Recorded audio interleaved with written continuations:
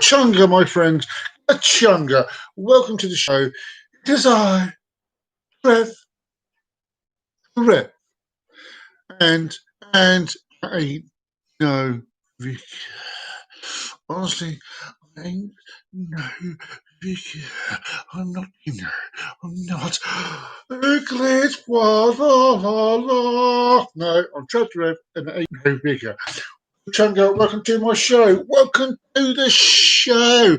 The show. And I always start my shows by saying, if you'd like my show, please hit the thumbs up on the thumbs up videos on YouTube thingy pop. If you do that, things can happen apparently because I haven't hit enough likes. And if you haven't done so already, and you'd love to know what's coming up and when I'm going, please subscribe to my channel and ring my bell. Ring my bell. Ding. Yes, ring that bell. So yes, today we're bypassing the madness of my jokes. I do think I didn't sort you guys with bad jokes today. I thought I'd leave that alone today and go straight into the subject. Now, first things you should know, this is a place in Russia, which means I can guarantee there's going to be some words I can't pronounce. So I want none of that chat about me can't pronouncing words, okay? I've given the heads up, it's going to happen. It is going to happen, okay? So, no comments like, we don't speak Russian. Well, I can't speak Russian. So, can't even speak English properly, let alone Russia. So, yes, we are talking about the Dyatlov Pass incident.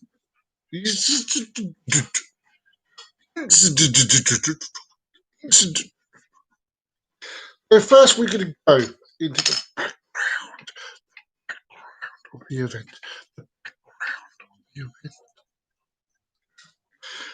The Dyatlov Pass incident was an event in which 9 Russian hikers died in the northern Ural Mountains between the 1st and 2nd of February 1959 in uncertain circumstances.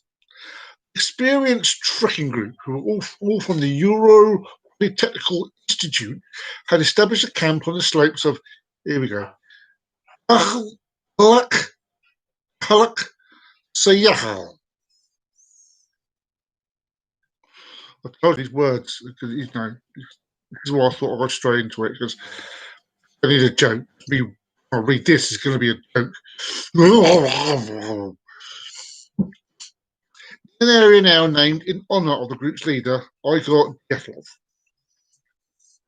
Hence, in the Dyatlov bus. In the night, something caused them to tear their way out of their tents, flee the campsite naked, while inadequately dressed, as in naked, the heavy snowfall and sub-zero temperatures. And no, not Sub-Zero from Mortal Kombat. Has begun! Hey, Carlos!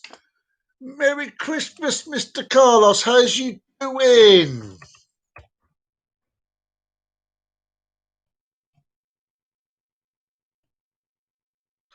We're tapping out into Mr. Carl. Good to see you. Haven't heard from you from ages. After the group's bodies were discovered. Hey, I love you too, mate. I do. I love you too. Like a brother. Oh, like a brother. Oh, you should come over here and put some shells up for us.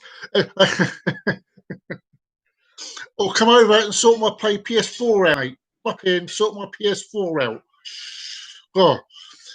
After the group's bodies were discovered naked, an investigation by Soviet authorities determined that 6 had died from hypothermia because they were naked and it was cold. But, it left them in mysterious circumstances. One victim had a fractured skull. 2 others had major chest fractures. One body was missing both its eyes. Aye, aye.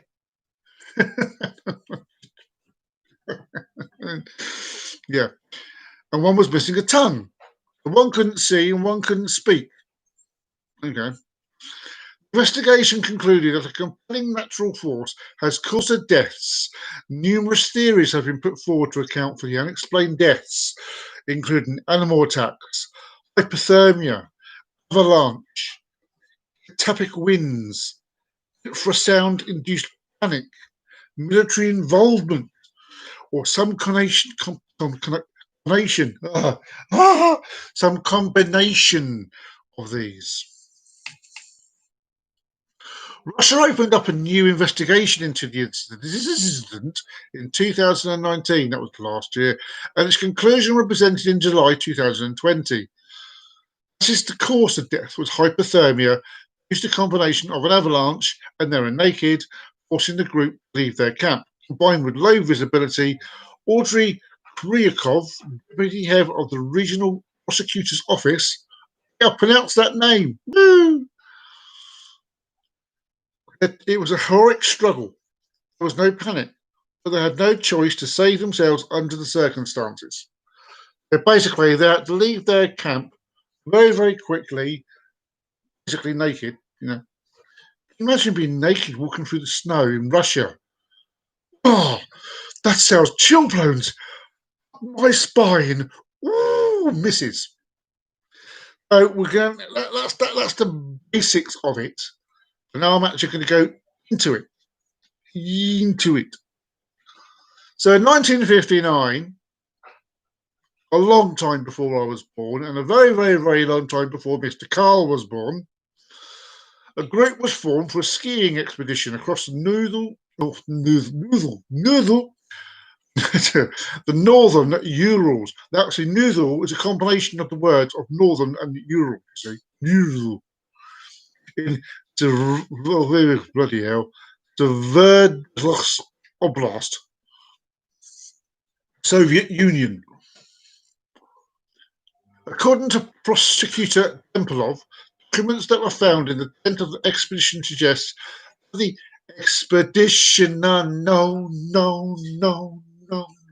That the expedition was named for the 21st Congress of the Communist Party of the Soviet Union and was possibly dispatched by the local Comsomol organization. Igor Dyatlov, a 23-year-old radio engineering student at the Ural Polytechnical Institute, was the leader who assembled a group of 9 others for the trip. They weren't naked before they went on the trip, I promise you. Really? Yeah, I know. I was waiting for someone to say that. And no, this doesn't involve the Flat Earth Society either. I'm actually doing a show on that later on. Sometime next year, there's going to be a Flat Earth show. Yes, yeah. Most of whom were fellow students and peers at the university. Each member of the group, which consisted of 8 men and 2 women, was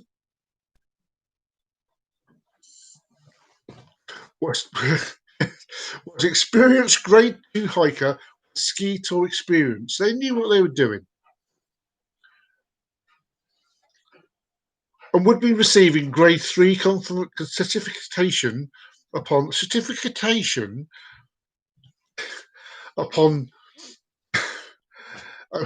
the return. I'm trying not to laugh as I'm reading this. God, madness. I'm trying not to laugh.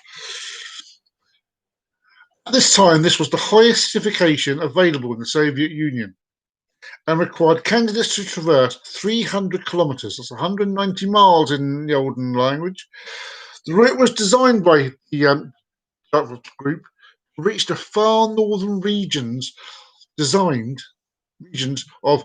Sverdlovsk Oblast. Russian words.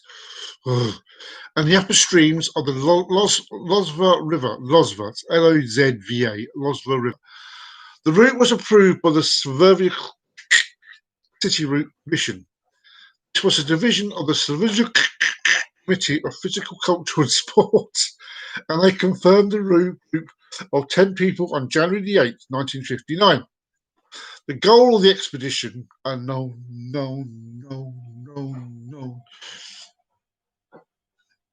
was to reach Gora or Turton,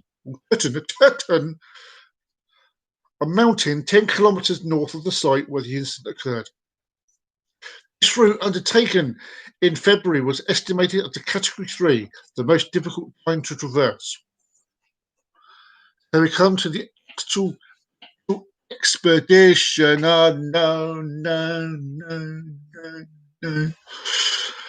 Group arrived by train at Ivdel, a town in the center of the northern province of Dyatlov Oblast.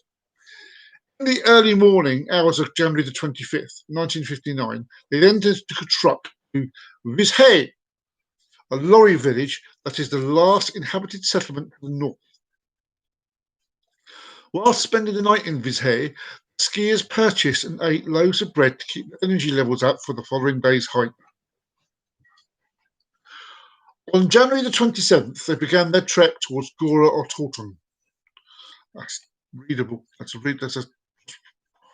One member, Yuri Yudin, who suffered from several health ailments, including rheumatism and congenital heart defect, turned back due to knee and joint pain and made an unable to continue the hike. The remaining 9 hikers continued the trek. He was the only one to survive. Diaries and cameras found around their last campsite made it possible to track the group route up to the bay preceding the incident. On 31st of January, the group arrived at the edge of a highland area and began to prepare for climbing. Ooh, step at a time, step at a time. In a wooded valley, they cached, C-A-C-H-E-T, surplus food and equipment that would be used for the trip back. The next day, the hikers started to move through the pass. It seemed they had planned to get over the pass and make camp for the next night on the opposite side.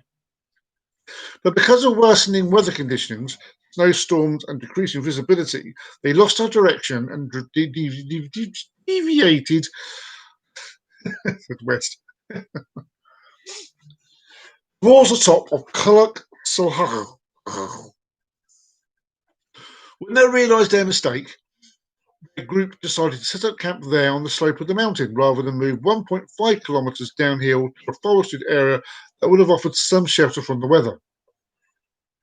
Yudin speculated Dyatlov probably did not want to lose the altitude they had gained, or he decided to practice camping on the mountain slope. Before leaving, Dyatlov had agreed he would send a telegram to the sports club as soon as the group returned to Vizhay.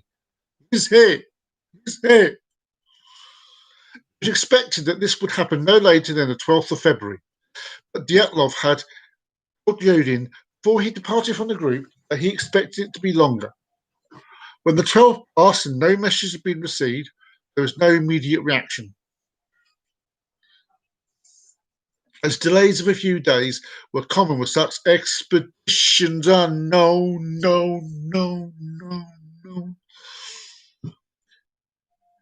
Now, suppose you're wondering why I'm going expedition unknown. No. You ever heard of a song called Destination Unknown? Gail Trumpet's going, it's the destination unknown, no. Well, there's a show on TV called Expedition Unknown. And whenever I'm going to watch it, I always go, Expedition Unknown, no. That's where it comes from, okay?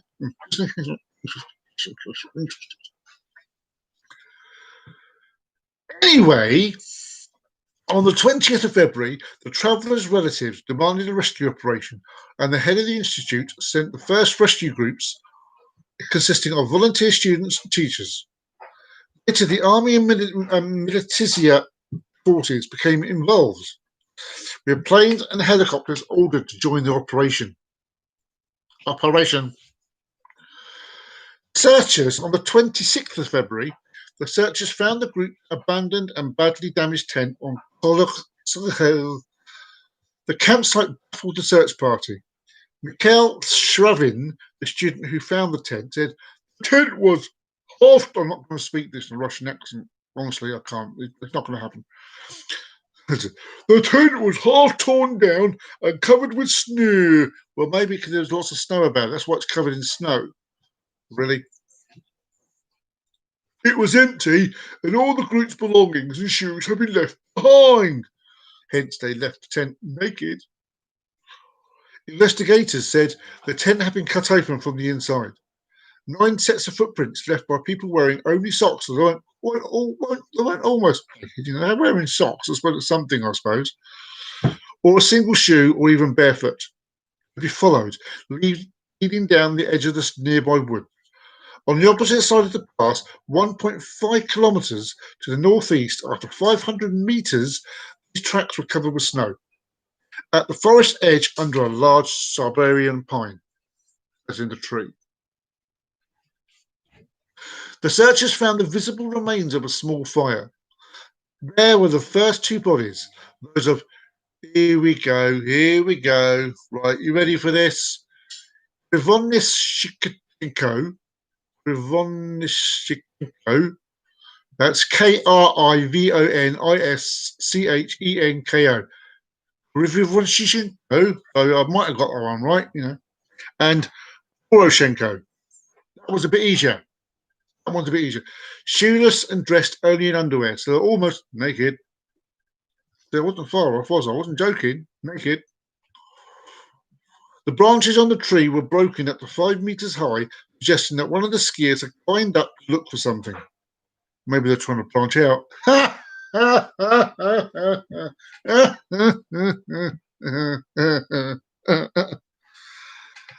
Branches on the tree. Perhaps the camp. Between the pine and the camp, the searchers found 3 more corpses: Dyatlov, Kolmogorova, and Solodobdin, who died in poses suggesting they were attempting to return for leases. So they died going, yeah.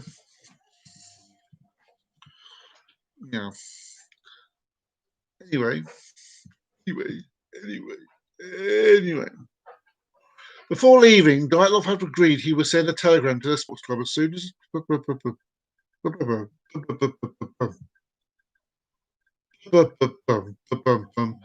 sure I've read. Anyway, as I said, Dyatlov had agreed. This may sound familiar, but don't forget I did go over this earlier on. Dyatlov had agreed he would send a telegram to the sports club as soon as the group returned to Vizay. As expected, this would happen no longer than 12th of February. Dyatlov had told Yudin before he departed from the group that he expected it would be longer. I remember reading this later on. When the 12th passed and no message had been received, there was no immediate reaction, as delays of a few days were common with such expeditions.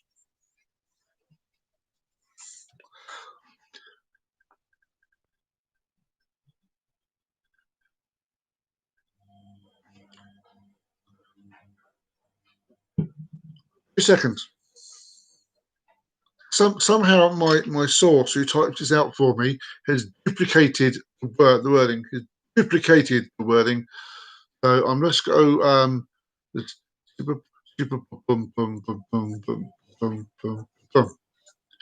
right. Yeah, they found the people who died in poses. Finding the remaining 4 travellers took more than 2 months. They were finally found on the 4th of May under 4 meters, 17 feet of snow in a ravine 75 meters, 246 feet further into the woods from the pine trees. They somehow got away from what's happening and then died. 3 of the 4 were better dressed than the others, and there were signs that those who had died first had their clothes relinquished to the others. Nana was wearing Krivonischenko's burnt torn trousers, and her left foot and shin were wrapped in a torn jacket. A local inquest started immediately after the first 5 bodies were found. A medical examination found no injuries that might have led to their deaths, and it was concluded that they all died of hypothermia. Slobodin had a small crack in his head skull, so he's the one who had extinct his skull, but it was not thought to be a fatal wound. An examination of the 4 bodies found in May shifted the narrative of the incident. 3 of the hikers had fatal injuries. Theobolos had major skull. He's the one who had major skull damage. Dubinina and Zolotarovov, I know, had major chest fractures.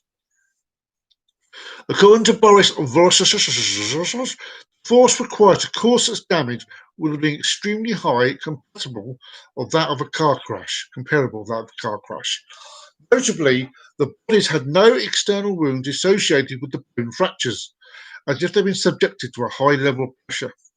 Under pressure.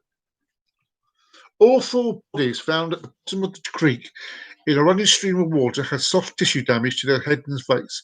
For example, Binina was missing her tongue, so she couldn't speak, eyes, part of the lips, as well as facial tissue and a fragment of skull bone.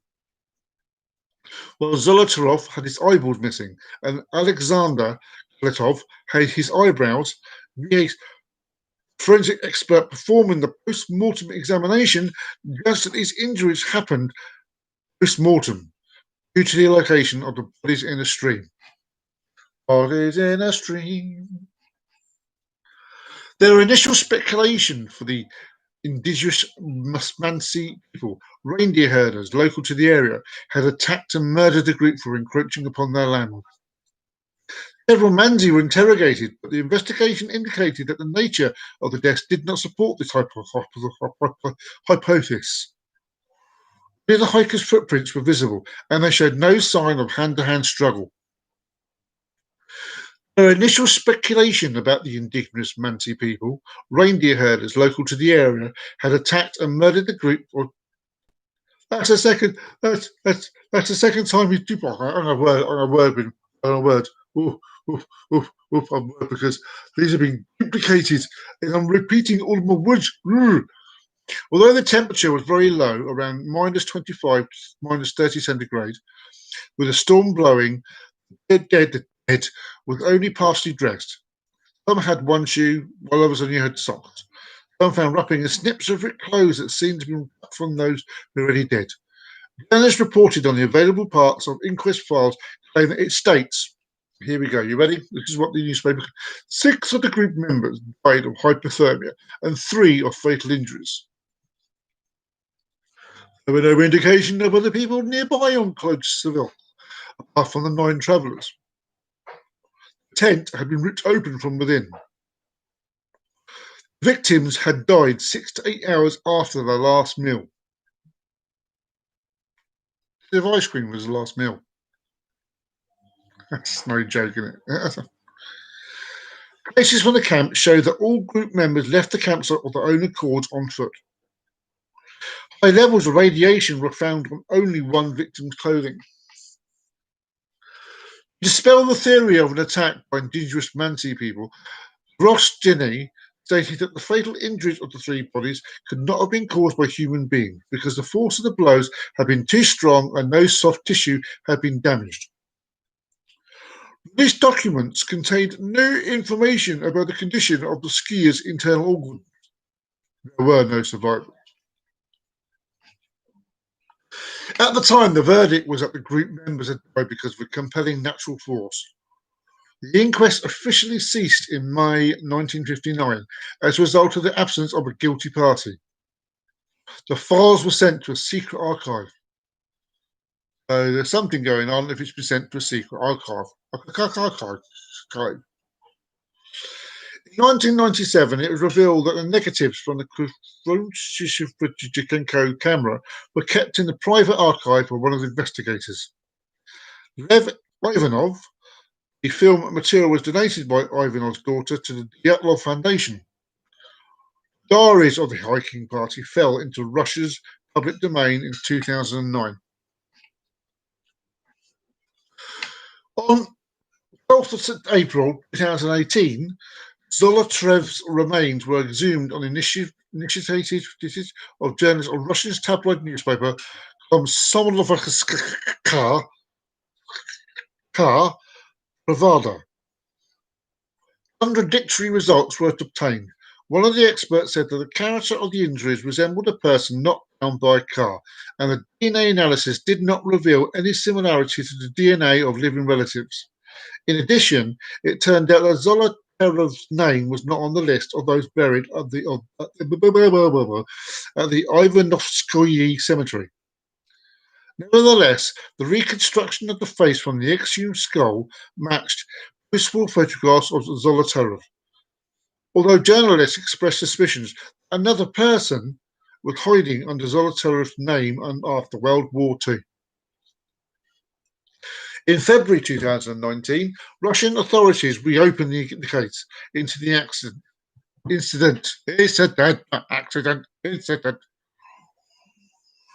Although only three possible explanations were being considered, an avalanche, a snow slab avalanche, or a hurricane, the possibility of a crime had been discounted.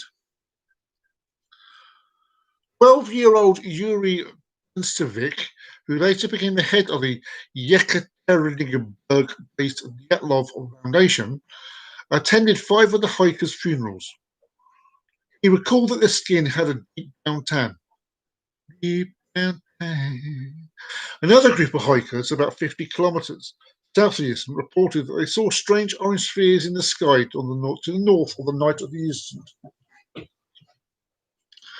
Similar spheres were observed at Ivdel and adjacent areas continually during the period from February to March 1959.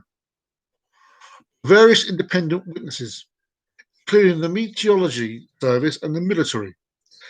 These sightings were not noted in the 1959 investigation, and the various witnesses came forward a year later.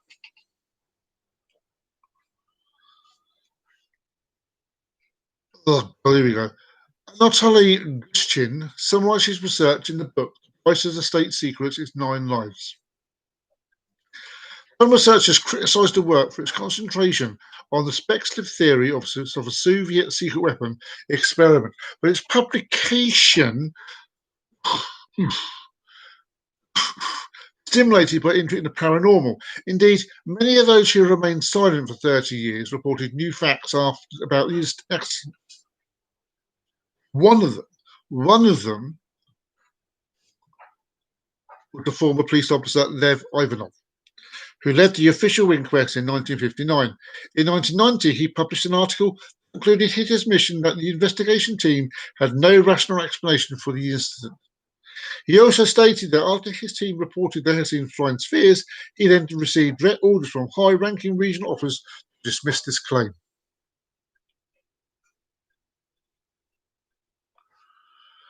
In 2000, a regional television company produced a documentary film, The Mystery of Dyatlov, with the help of the film crew. The writer Anna Maturova published a documentary drama novella of the same name, a book of the same name. A large part of the book includes broad quotations from the official case, diaries of victims, interviews with searchers, and other documentaries collected by the filmmakers. The narrative line of the book details the everyday life and thoughts of a modern woman who attempts to resolve the case. Despite its fictional narrative, the book remains the largest source of documentary materials ever made available for the public regarding the incident. Also, the photos of the case files and other documentaries are gradually being published on a web forum for enthusiastic researchers. So now we're going to go into the explanations and possible explanations. So they're saying it was an avalanche. They died of hypothermia because they got covered in snow and avalanche. On July 11th, 2020, Audrey Kuryakov, deputy head of the Euro Federal District of the Prosecutor General's Office, announced an avalanche to be the official case of death of the group in 1959. Reviewing the sensationalist Yeti hypothesis, See below, American skeptic author Benjamin Radford suggested an avalanche is more plausible. That the group woke up in a panic and cut their way out of the tent, either because an avalanche had covered the entrance of their tent, and because they were scared that an avalanche was imminent, to have a potentially repairable slit in the tent and risk being buried alive in it under tons of snow. Well, it's true, I suppose. They were poorly clothed because they had been sleeping and ran to the safety of the nearby woods, where trees would help slow oncoming snow. In the darkness of night, they got separated into 2 or 3 groups. One group made a fire, hence the burned hands, while the others tried to return to the tent to recover their clothing, since the danger had passed. But it was too cold, and they all froze to death because they were naked. Don't go into snow naked, trust me, not a good idea.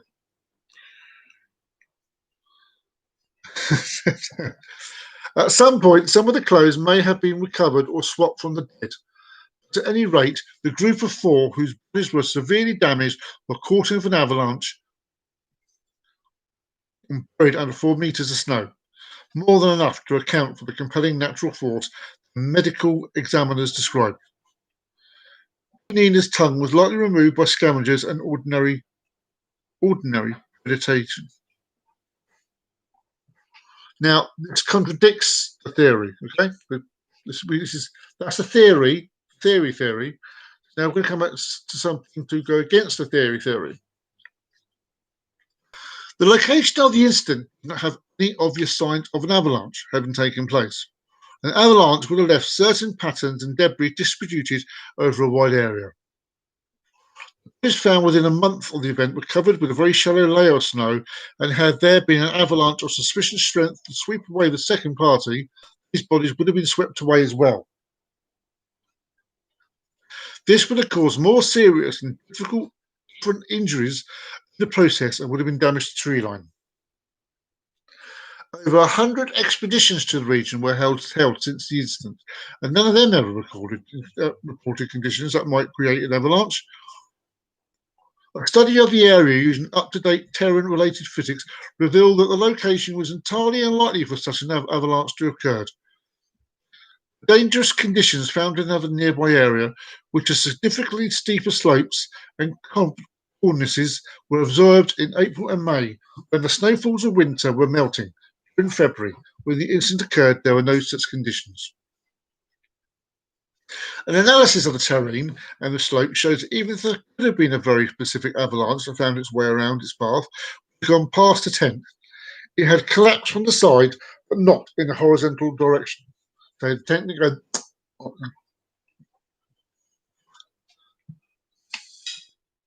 Dyatlov was an experienced skier, and the much older Zolotov was studying for his master's certificate in ski instruction and mountain hiking. Neither of these 2 men would have been likely to camp anywhere in the path of potential avalanche. Footprint patterns leading away from the tent were inconsistent with someone, let alone a group of 9 people running in panic from either real or imagined danger. All the footprints leading away from the tent towards the woods were consistent with individuals who were walking at a normal pace. So that is the story of the Dyatlov Pass. And I'd love to know what you think of the story. What do you think took them out? All them. I mean, the fact they were naked wasn't a good idea. Wasn't a good idea, was it? Yeah. What caused them to leave the tent in that manner? They weren't rushing away from the tent; they just casually walked away. So, did they walk away to see something? But if they'd done that, why would they cut the? Yeah. Problem is, we'll never really know. That's thing unless we invent a time machine and see what happened. I suppose the answer could be: do people know? Do the government know and not wish to tell us? That's, I suppose, the real curse of this story. So, upon that note, it's time for me to say triple up, my friends. Until next time. Before I go, next week, it just so happens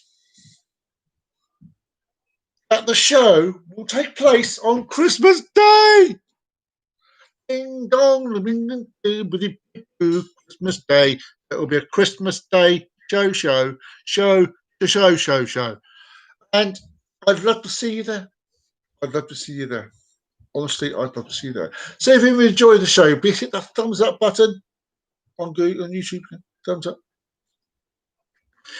And if you wish to see more and you haven't done so already, please subscribe to my channel. Subscribe to my channel. Subscribe. Come on. And you haven't done so already. Anywhere it's coming out, just ring that bell. Ring the bell. Ding dong, ding, ding, ding, dong. And on that note, it's time for me to say Chibble. Till next time. Bye-bye.